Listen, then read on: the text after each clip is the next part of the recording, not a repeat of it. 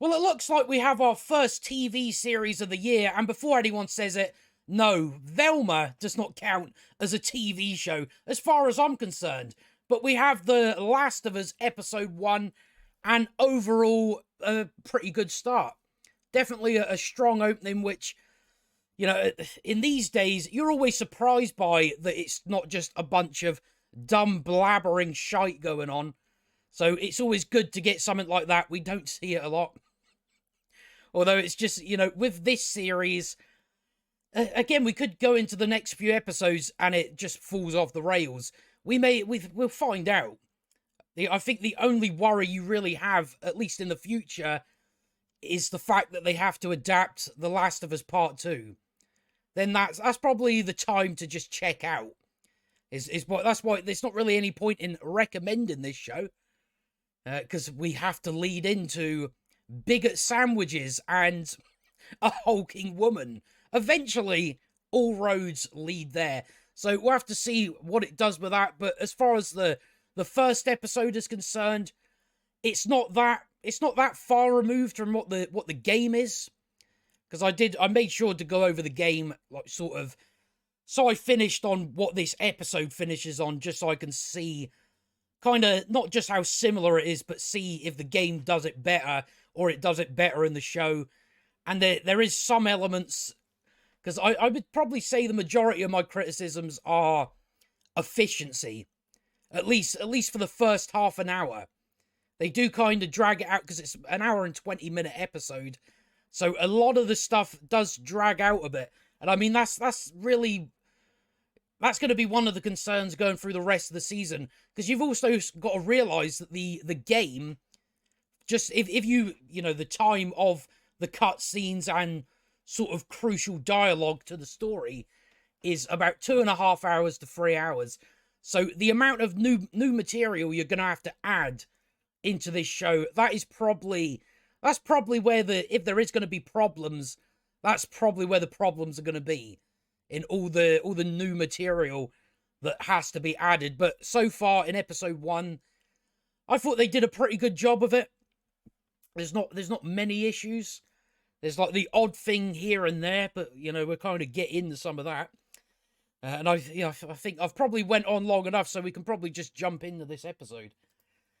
Because we start off with, like, this is like in 1968 or something like that, and they're talking about should we be worried about viruses and shit like that. This guy's like, viruses I'm not worried about, it's fungus. And I think one of the issues we may run into, depending on how they do it, is the fact that they've changed the fungus, so it's no longer, we no longer have spores. I think from what I've read, it still is airborne. You still can catch it that way, but they've got rid of the spores. I don't know if that's going to be an issue later. I think the only issue so far is you've probably removed something that gives it something a bit more unique. I think that's kind of what you've done with that. And I mean, the fungus they're talking about requires spores for the actual thing the process to work, which they've got rid of in here. So again, I don't know if that's going to cause problems down the line. I just think you've kind of robbed it of its uniqueness. So this is the opening is pretty good. It sort of establishes what kind of parasite or how this whole virus is going to come about. So it's a decent way to do it. And then we go to 2003. So yeah, it's kind of this part of the episode where it does really, because I mean, watching through the game, this part, like the opening of the game, is, I think it was like 12 minutes. Whereas this opening is 33 minutes. So they've added a whole lot to it, and I just think you could have been a lot more efficient with it. Because the whole point is to, establish Joel and Sarah as, their dad and daughter, but you don't really have to spend as much time on it for the fact that, well, it's his daughter. It's obvious he cares about her. So that's why you could be a little more efficient with it. I think that looking at the opening of the game, because it wasn't only a few hours ago, the opening of the game is definitely a lot better. It's a lot more intense, and it gets straight into it. Whereas I think here they just haven't been as efficient enough. I think so. They could have done something there, and I think maybe one of the other issues is the fact that they have in the game they have Sarah give Joel a watch that she got fixed, but in this they actually show us her going off to the watch fixers or whatever they're called and getting the watch fixed. And I think that creates an issue for, well, why is everybody oblivious to the fact you're like this day we're about to deal with this plague? So it seems a bit odd. That's why I wouldn't have had that. I think that stuff could have been done with just not even doing that part, because then it just presents questions where you're like, well, how has no one noticed? Whereas in the game you have it where they're at home, they don't know what the fuck's going on. So it works a bit better. Even if she did go out and fix, you don't know about it. So, but in this, I think that's, again, it doesn't break the show. It just leaves you with a few questions. So yeah, it's just stuff like she goes setting up things of what's gonna happen.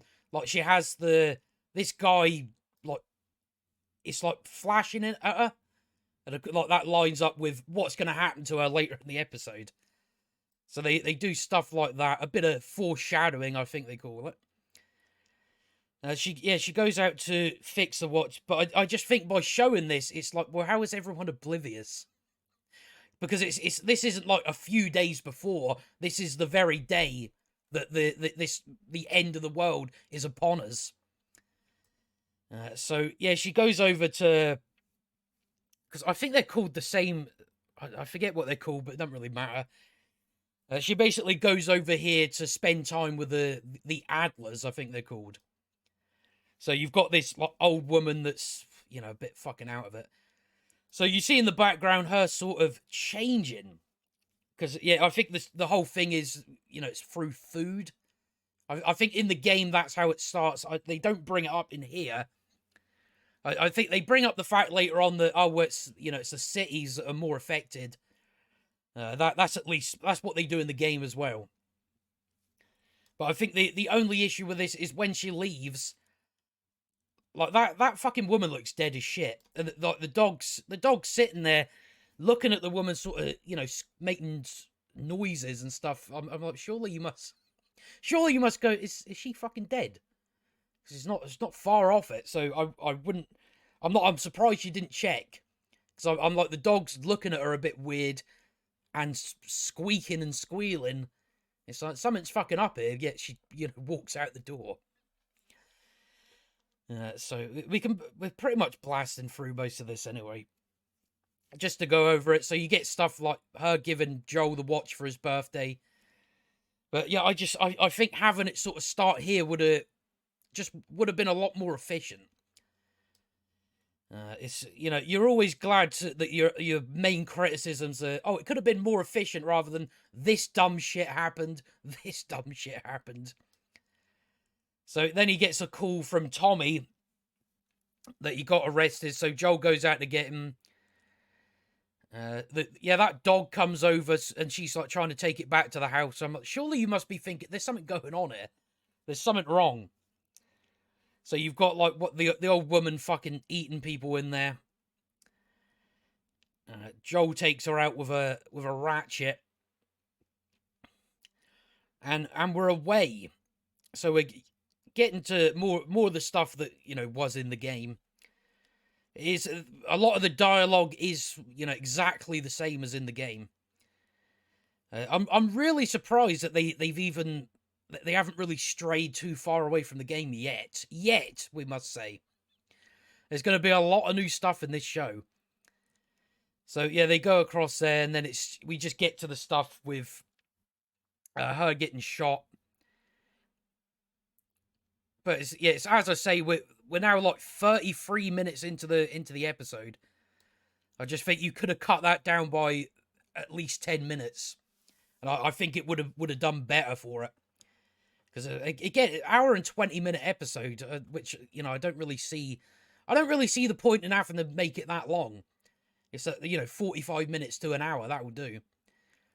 But we'll see what they actually do with going into other episodes, if the time on it is gonna come down a bit. But yeah, going over it, it feels like it. When you're watching it, it doesn't really drag in that long. The hour and 20 minutes does go in pretty quickly. It's just when you're actually re-watching the episode, you're like, is that really 33 minutes we spent on that?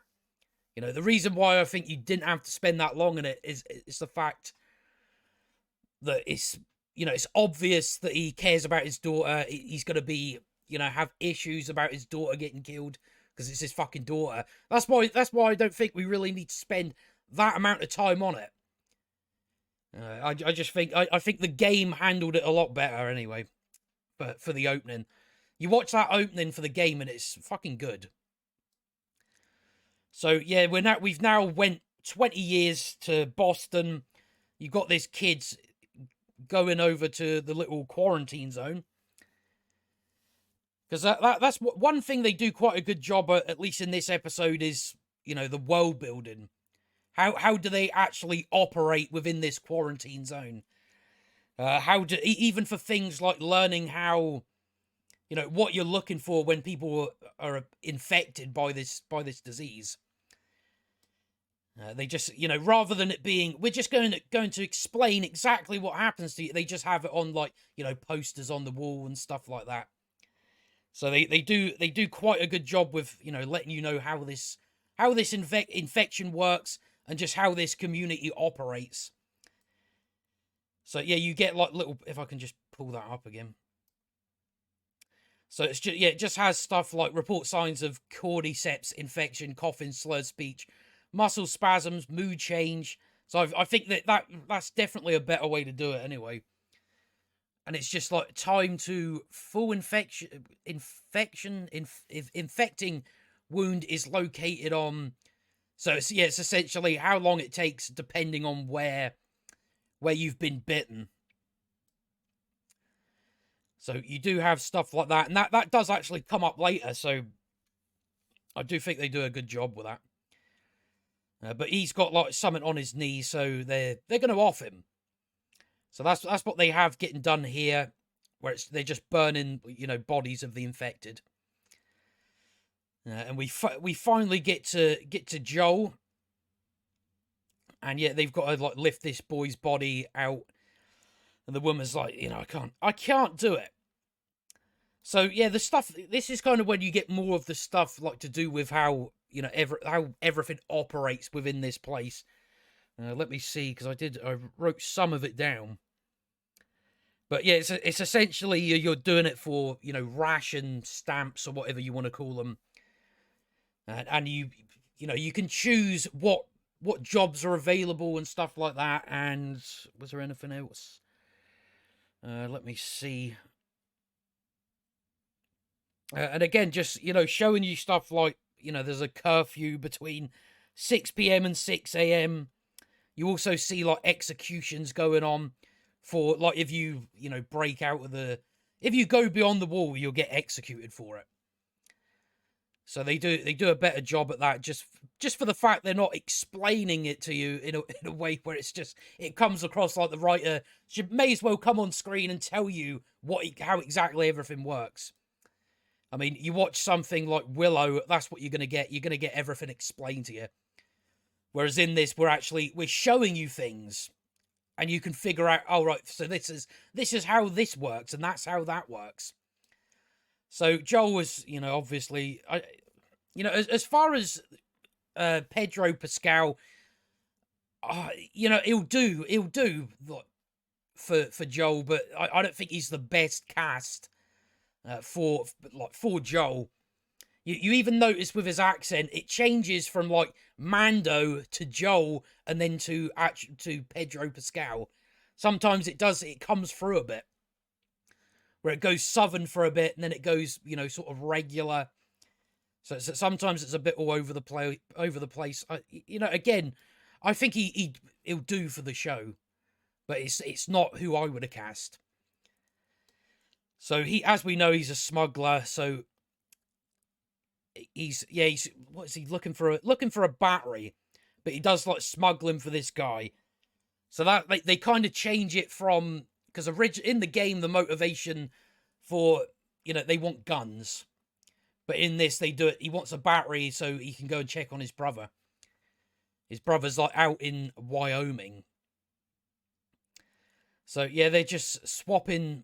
He gives them some pills, and then and then he gives them like ration cards and fags, cigarettes for those that don't know. So yeah, it's just what else? I had something else to say, but we'll get to it. But yeah, I'm pretty sure I went over most of this. So then we just have stuff, because this is only mentioned in the game, but that's the guy that, it was his guys that beat up Tess. There is certain issues in that which we will get to. So it's like, because they've already set this up that there's, the Fireflies are bombing places. So the guy said to Joel in the previous scene, you better stay off the streets for the next few nights, because all our people are a bit jumpy and they might make a fucking mistake. So she comes out of there all beat up and cut up, and she gets taken to like the Fedra facility. So, and then we do get introduced to Ellie quite a lot earlier than in the game. Although I think in this instance it does work a bit better, because this is basically giving you the information that we get once Joel and Ellie actually meet, which is Marlene was a friend of my mother's, my parents. So you get kind of all this like within this sort of contained part now, well, at least in a little bit. But they're like testing her for like they're basically getting her to spell or count from 1 to 10, just for the if you have slurred speech, then that's, you can figure out, oh, they're infected, which, as we know, she doesn't get infected. So that was basically them setting up with the signs and all that, and then having her do all that. You're like, oh, they're fucking testing her to see if she's infected. I think with sometimes I think Bella Ramsey's before it is a bit wooden. It seems to be less noticeable a second watch. But the first time I was watching, I thought it's a bit fucking, a bit wooden, but it comes across a bit better later on. Well, on the second watch through, rather. So, yeah, this is when you kind of get that, Joel wants to go to Wyoming. That's why he's looking for a car battery to get away. So he's asking this, because usually I think Tommy radios in and he hasn't heard from him in ages. So he wants a car battery to go out to the tower or whatever it is where he is in Wyoming. So that's basically his motivation to leave so far. So yeah, then he goes back, has a little drink. So, and yeah, I can only guess that that definitely does. You could still be infected through, like, with it being airborne, because it has like a little part where there's like dust floating in the air. So I don't know. I guess that's what, from what I read, that is apparently what it is. You can still catch it in the air. It's just, they just don't have spores. I think the reason given from Craig Mazin was that having spores, it'd be impossible for people to still be alive. I think that was the whole reasoning behind it. But yeah, again, I just think you could have had something unique. So yeah, he's just going over maps, having a bit of a drink. Then you get Tess that comes back. As far as Tess is concerned, she comes across a bit more boisterous. I think that's probably the word I would use than Tess in the game. But she's not. I wouldn't say she's that much different from Tess, really. Still pretty much the same. I think as far as Joel is concerned, he's probably a bit more softened, as what the writers actually, they softened him a bit. Because there is a part at the end of the episode where I'm like, I don't really like that. I don't think that works as well, especially for a guy of his age. But we'll get to that eventually. So yeah, she tells him what happened. That, oh, Robert's guys beat me up. The battery he sold us, he's now trying to sell it to other people. The only thing that doesn't add up in this is the fact that she says, "Oh, Robert's terrified of you," and I'm just like, yeah, but he crossed him already. So how frightened is he of Joel? So I'm just like, if you're trying to say this person's frightened of someone, it doesn't quite make sense that they would, like, if they already sold you a battery and you fucked them over, it doesn't really come across like you would be frightened of that person. But yeah, they're just talking about well, Joel and that, they're gonna find out who Robert sold this battery to, so they can go and try and get it back. Try and steal it back, buy it back. I'm not too sure. And then we get Marlene, which I think Marlene is probably the best cast. She does, watching the game, she does come across pretty good as Marlene, but how much she's going to be in the show, I'm not too sure. So they're just going over. You know, she's asking why do you have this girl in the in the fucking, like, chained up?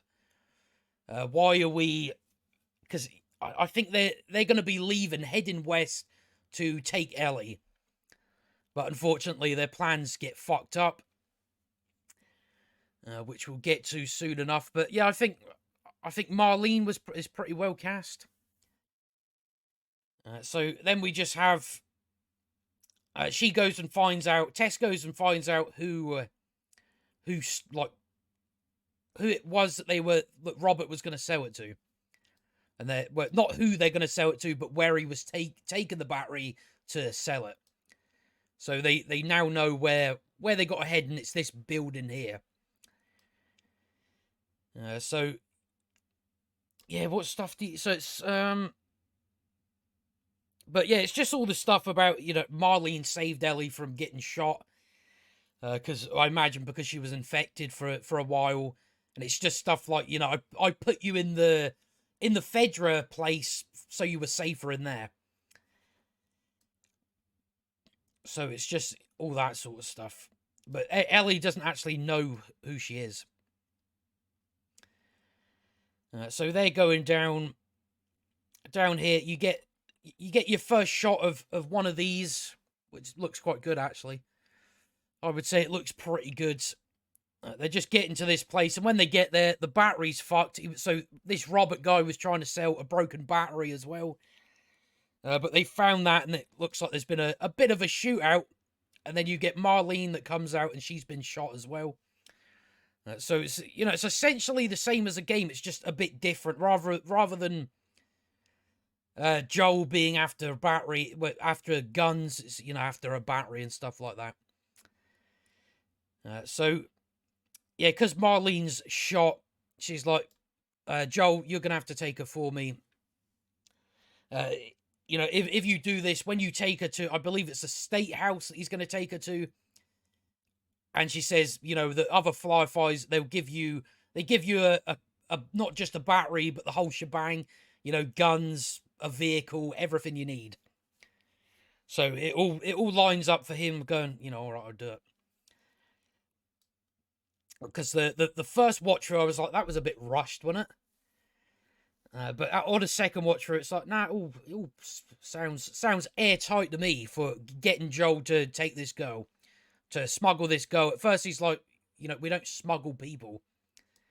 But when she offers, all the stuff he needs, he goes for it. And I think that's the last of you see of Marlene so far. So you get them walking home. I think the only thing I'd say at this point is just how suspicious Ellie gets when it's just like when they're walking by some guys. I think we missed it, but she like pulls a. It's like, well, that looked fucking suspicious, didn't it? So they're just taking her there, and I forget where I forget where Tess went now. She went off. So you've got this this is definitely a new thing that's been added. One thing I was glad to see that we didn't just have someone open a page and it instantly opens on the fucking page. So I'll praise it for that, because I'm so tired of that. And no matter what it is, you have to have, oh, a book falls on the floor and it's on the right page you need. At least we actually have she flicked through the book and it lands on here because there's something in it. But it's a radio code. So it's like if a 60s song plays, there's nothing in. If a 70s song play, there's new stuff. And as we'll find out later, when 80s stuff play, then that means trouble. So yeah, this part is exactly the same as the game. Same dialogue and all that. You know, your watch is broken. You mumble in your sleep. And she's just talking about, you know, I've never been beyond the wall. So it's not that much different for the most part from the game, other than the spores. You know, that's probably the biggest part. But yeah, they're finally going. They're on their way out. So yeah, I'm glad for once that we've had, you know, an episode this long and we're actually fucking setting off on our journey. Amount of stuff I've watched where it's like we spend the whole episode doing fuck all, the second episode doing fuck all. At least we're actually on our way to where we need to go. So yeah, then they run across this guy. And he's, you know, same as the game, he's checking them for if they're infected. And when he gets to Ellie, she fucking flips out. And then Joel has to stand in front of her. I think the only thing I would say about this is because it pops up on screen the thing that happened with him and his daughter. And I'm just like, well, it's 20 years. And then he just like goes mental and runs at the guy and beats him to death. And I'm just like, this guy's 20 years on from that event. He's 20 years on from that event, and he's like 56. He's like 56 years old, and you have him like just lose control like that. So that part, I was just like, no, I don't know why you've had him react that way. And I think even if you were to even like have this stuff, it's like we don't really need a flashback necessarily. It doesn't, you know, it's not a big issue. It's just like I don't think we really, you know, it wasn't very long ago we just watched what happened in that scene. But I just think for the most part, it's just like I don't know why you know reacting in that way. Because now I'm thinking, so anytime someone shines a light in your eyes, because it must happen all the fucking time, you just lose control. But yeah, it just comes across like I don't see someone this many years on from it, and also being like as old as he is. You would think he'd be able to, you know, because in the game it's just, he just, you know, stops the guy and shoots him because he has to. But in this, they make a point of it to have him just completely lose control like a wild animal. And I'm like, yeah, I'm not a big fan of it really. I just think it's a bit juvenile. Just for someone his age and that far on from it, it's like you must be losing control all the time. Considering you live in places like this, you must have people shining lights in your eyes all the fucking time. So they're going to head on through. I think the only thing I'd say here is like they do a load of shouting. It's like, don't fucking shout. People will hear you. And then we have an 80s song playing. So it's like, oh, there's trouble. So we're gonna have this bit. So I seen that and I'm like, I'm quite looking forward to that then. Hopefully we don't fall off a cliff in episode 2. And if we don't, I'm quite looking forward to whatever we get up to in this building.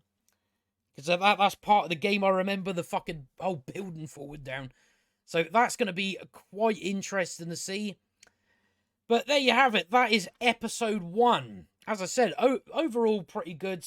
A few things that aren't necessarily bad. Just more of, I can't say I'm a big fan of it. Just having mainly the bit with just Joel losing control. I'm like, I don't really see, why you would do that. It's like, it's fucking 20 years. 20 years is a fucking long time. I don't think you're still suffering with, like, PTSD at that point.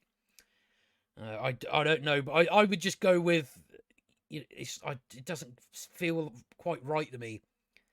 It just feels like someone that can't control their emotions, when all it takes is someone shining a light in their eye, and they're like, fuck it, I'm gonna beat you to death. So I think there was a better way to do that. Again, you should have just had it, oh, he does it because he needs to. I don't think we should have. I don't think you should have really done it that way. But again, it's not a big problem. It just depends what we see of it in future episodes. But maybe again, they're going to be adding a lot of new stuff in here, so you don't know what way it's going to go. We may get so far and then it just turns to shit. I don't know, but either way, as I've said, if we get a good first season, then we've got to contend with the fact we have to adapt The Last of Us Part 2.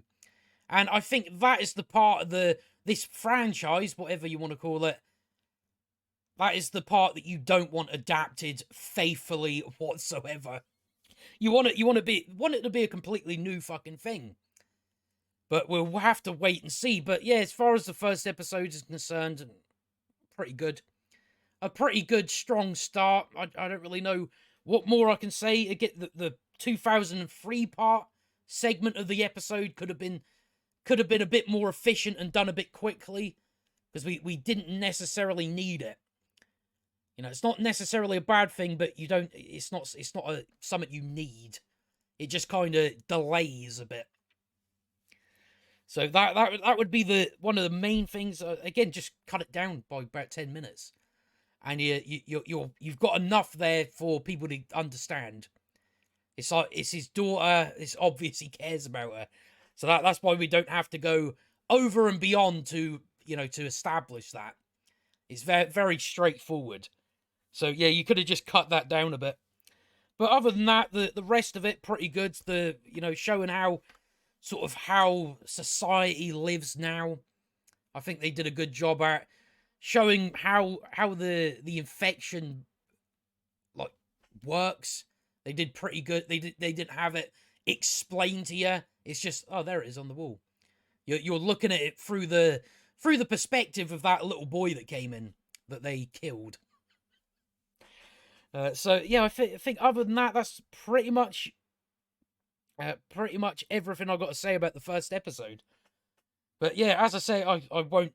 I'm not going to bother recommending it. If you want to watch it, watch it. But the only reason I wouldn't recommend it, just for the fact that we've also got other shit to deal with.